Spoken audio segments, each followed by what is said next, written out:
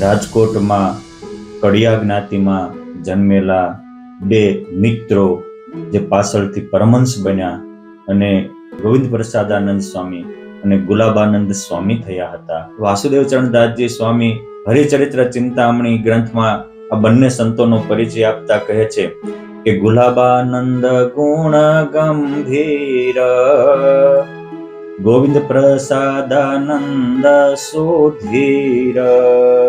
ગોવિંદાનંદ સ્વામી એ ગુણ ગંભીર હતા, અર્થાત નિષ્કામી, નિર્લોભી, નિસ્વાદી, દયા, ક્ષમા, ઉદારતા, સુરવીરતા, ધીરતા, વીરતાથી પૂરા હતા, ગંભીર હતા. અને ગોવિંદ પ્રસાદાનંદ સ્વામી એ સુધીર હતા, અર્થાત માન, અપમાન, સુખ, દુઃખ, હર્ષ, શોક એમાં હંમેશા ધીરજ ધારીને રહેતા. આજના આપણે મોબાઈલ ઉપર સ્ટેટસ હોય, સવારે મૂક્યું હોય, બીજે દિન મેથી વ્યૂ છે, એમ એવું સમજતા હતા કે અમુક માન કે અપમાન, સુખ કે દુઃખ આજ છે કાલ વ્યા છે, પરંતુ મારે જે કરવાનું છે મારે કરી લેવું.